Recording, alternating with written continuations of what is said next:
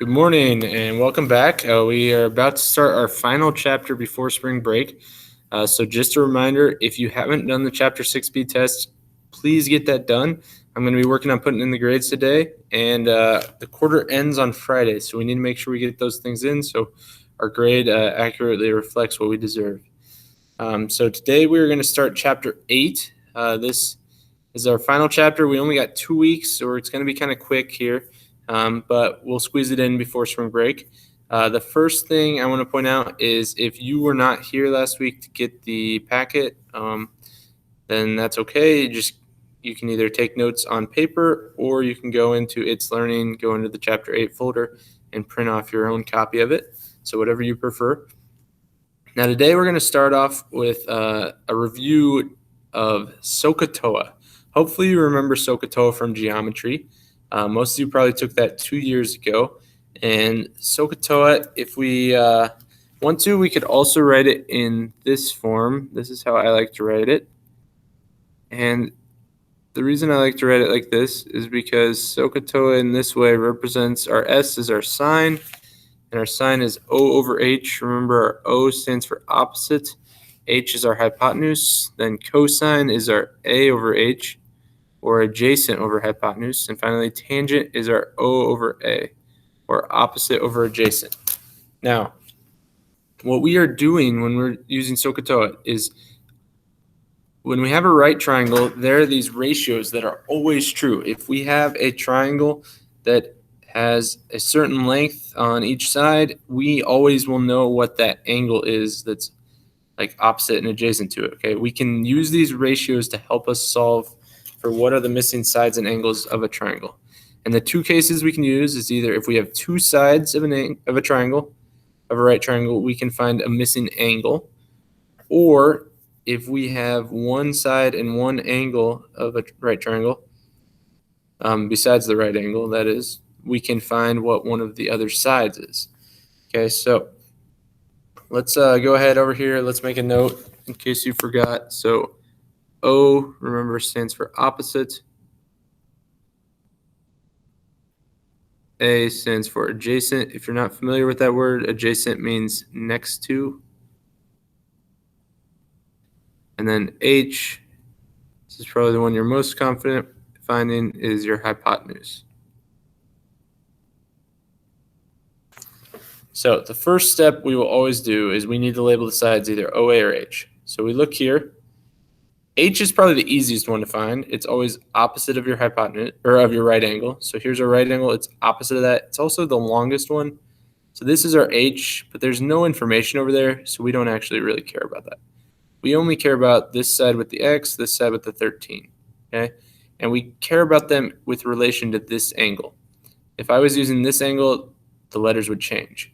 So from this angle, adjacent means next to. That'll be down here, the 13. It is adjacent to that 50-degree angle, meaning it helps make it, okay? The X, meanwhile, is opposite. If we think about it opposite, it's on the opposite side of the triangle. One way you can think about that is there are always two sides that make up an angle, and then on a triangle, the opposite side will be the third side that's not a part of that angle. So we have an O and an A. We look up here at our three choices. O and A, it has to be tangent. Okay, so this one will be the tangent, whatever your angle is, which is 50. Now, I like to put it over 1 so I can just cross and multiply to find my answer. And that will equal O over A. Now, our O is X, our A is 13. So we cross multiply, and we will get some value for X. Now, to solve this, so we've chose which function. Now we're going to solve. Make sure your calculator is in degree mode. This is 50 degrees. We have to switch it into degree mode. So to do that again, remember we go to mode, arrow down, the third one down, go over to degree, and then you got to hit enter. Okay, now I can hit clear and back to the screen. And if you look up here at the top right, it's in degree mode. So now we need 13 times the tangent of 50.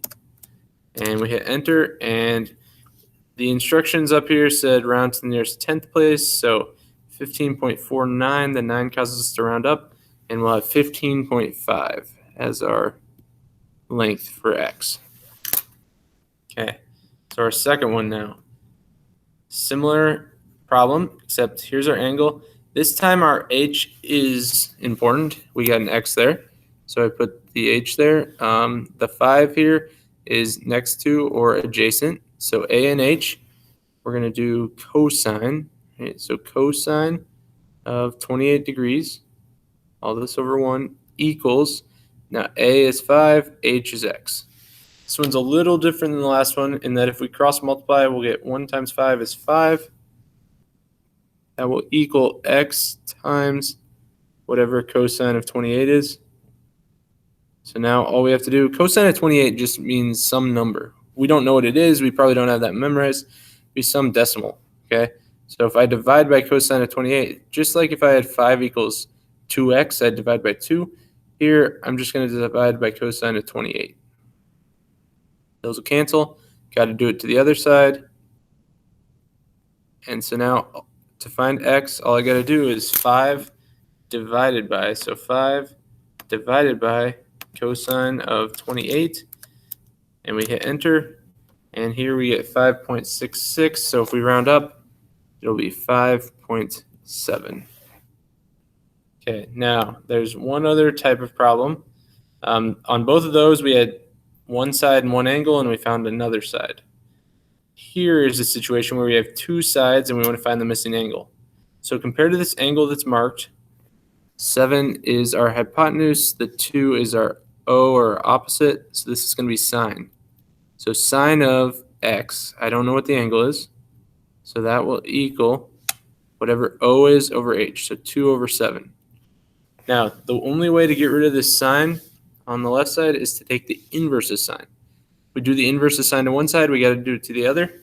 So right here, we'll have x equals the inverse of sine of 2/7, and we'll find what x equals in just a second. To get inverse of sine, all you got to do is hit second, and then sine. Do you see that sine to the -1 up there? So inverse of sine, 2 divided by 7, we close it, hit enter, and as you can see, we'll get 16.6, and don't forget this is an angle, so 16.6 degrees. All right, then the next one, example 4, same approach, opposite over adjacent. So this will be tangent of x equals 18 over 27. We cross multiply, no, sorry. We take the inverse tan.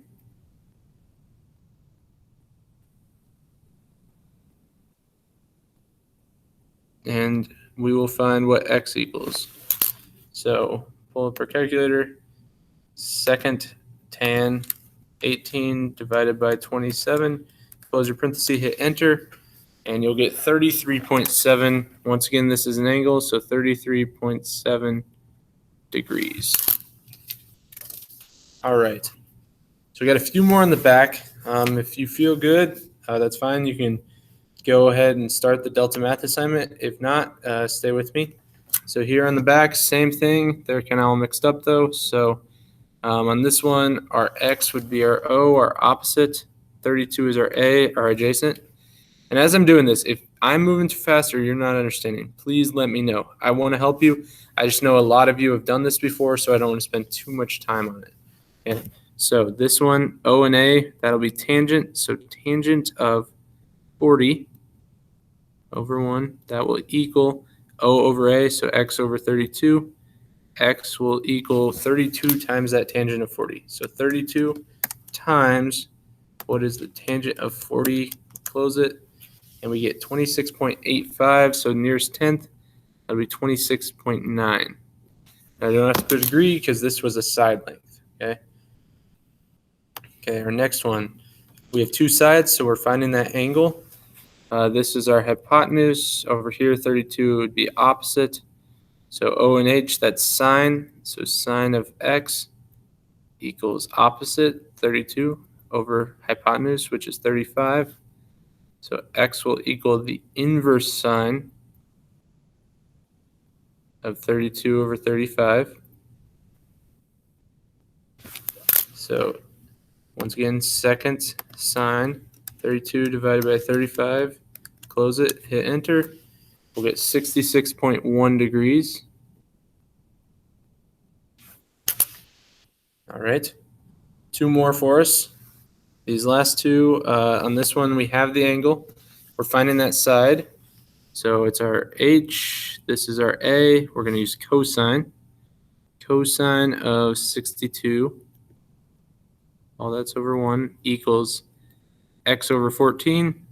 Cross multiply, x will equal 14 times whatever that cosine of 62 is.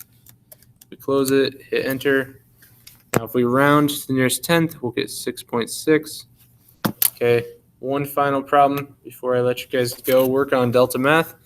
Here's our adjacent, here's our opposite. So this is going to be tangent. Tangent of x equals, so it's TOA, so 3 over 4.